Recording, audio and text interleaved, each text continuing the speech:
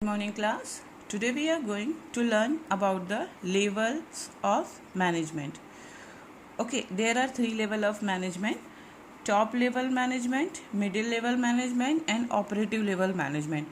Operative level management is also known as lower level management. Okay, again there are three levels of management: top level management, middle level management, and operative level management. Operative level management is also known as the lower level management.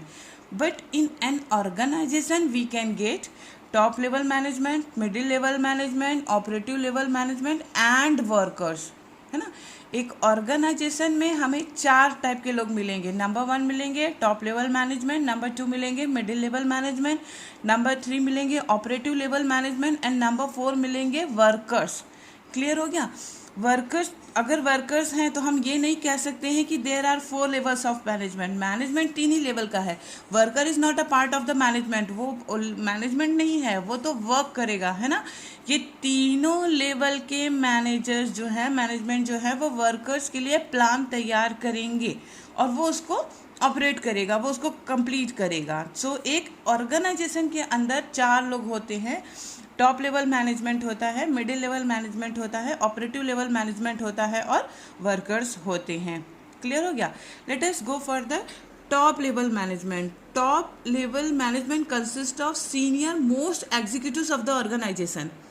I am repeating, top level management consists of senior most executives of the organization. Okay, this level includes chairman, MD that is managing directors, ठीक है, CEO that is chief executive officer, BOD that is board of directors, president, vice president. So they are the part of the level top level management. एक top level management, ये post पे अगर कोई है तो वो टॉप लेवल का ही management हो रहा है. ठीक है, कौन कौन है फिर से एक बार देख लो. Chairman, managing director, CEO that is chief executive officer, board of director, president, vice president. They are the part of the top level management. Top level management कौन होता है? Senior most executive of the organization. Organization में जो senior most executives होते हैं ना, वो सारे होते हैं top level of the management में. क्लियर हुआ. Now what they will do, वो करेंगे क्या, उनका काम क्या है, उनका रोल क्या है, उनका फंक्शंस क्या है. ठीक है. Number 1, to analyse, evaluate and deal with the external environment. To analyze, evaluate and deal with the external environment. Now what do you mean by external environment? External environment means all the peoples, those who are attached with the organization except the members of the organization. जितने लोग organisation के अंदर काम कर रहे हैं उसके अलावा जितने लोग ऑर्गेनाइजेशन से अटैच हैं, they are known as external environment. अब कितने लोग ऑर्गेनाइजेशन में काम कर रहे हैं? ऑर्गेनाइजेशन में तो काम कर रहे हैं top level, middle level, operative level और वर्कर्स. ये 4 लोग ऑर्गेनाइजेशन में काम कर रहे हैं. इसके अलावा फिर आपके ऑर्गेनाइजेशन से कौन कौन अटैच होता है? देखो, बैंकर्स है, पॉलिटिशियंस है ना, सोसाइटी है, तो ये लोग भी तो आपके उससे अटैच हैं. शेयर होल्डर्स हैं, ये सब भी तो आपके ऑर्गेनाइजेशन से अटैच हैं.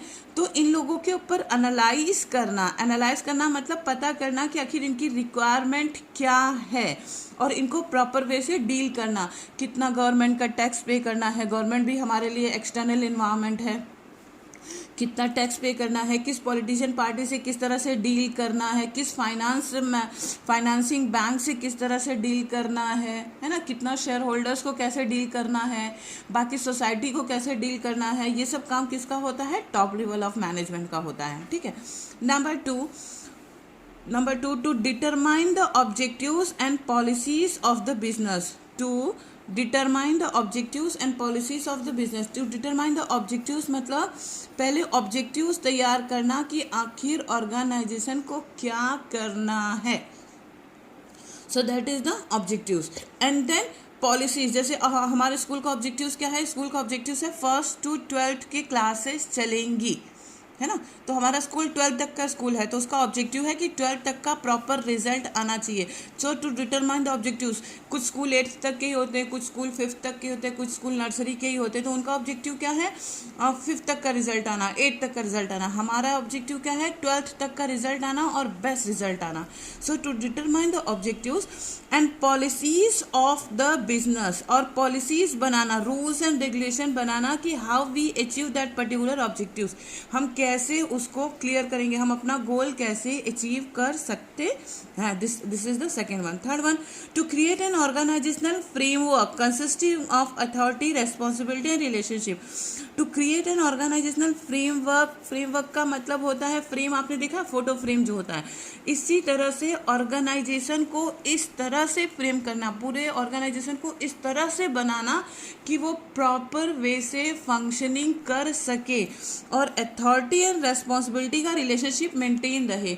अथॉरिटी और responsibility means top level authority provide करता है और मिडिल लेवल और लोअर लेवल मिलकर उस रेस्पॉन्सिबिलिटी को कंप्लीट करते हैं। Authority means I am having an authority to give you the homework and it's your responsibility to complete it. लेकिन दोनों में क्या है, दोनों में ले दे के हमें ऑर्गेनाइजेशन के ही ऑब्जेक्ट की बात हो रही है ना, आपके ही रिजल्ट की बात होगी। It's I will give you authority to come, I am having authority to give you the homework, मेरे पास ये अथॉरिटी है कि मैं आपको होमवर्क दूँ, है ना, आपकी कॉपीज चेक करूं। और आपकी रेस्पॉन्सिबिलिटीज़ क्या है कि आप अपना होमवर्क कंप्लीट करिए और कॉपी चेक कराइए। तो अथॉरिटी और रेस्पॉन्सिबिलिटी दोनों एक दूसरे से इंटर रिलेट है।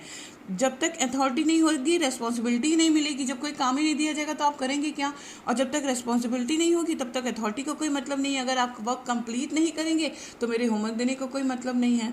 So to create an organisational framework, इस तरह का ऑर्गेनाइजेशनल स्ट्रक्चर तैयार करना, इस तरह से उसको फ्रेम करना कि वहाँ पे अथॉरिटी और रिस्पॉन्सिबिलिटी रिलेशनशिप प्रॉपर वे से स्मूथली चल सके, वहाँ वर्क जितना वर्क होता है वो स्मूथली चल सके। ठीक है, और यही इनका काम कोऑर्डिनेट भी करना है सारे सबके साथ। इनका काम है सारे रॉ मटेरियल्स को अवेलेबल कराना, the requirement of the organisation, जितनी भी रिक्वायरमेंट ऑफ द ऑर्गेनाइजेशन है, it is the role of the top level management to arrange all the material that should be required including the man, machine and raw material. ये सारा इनका काम है, top level management का है कि जितने भी मटेरियल्स की रिक्वायरमेंट है उसको वो कंप्लीट कराएं। क्लियर?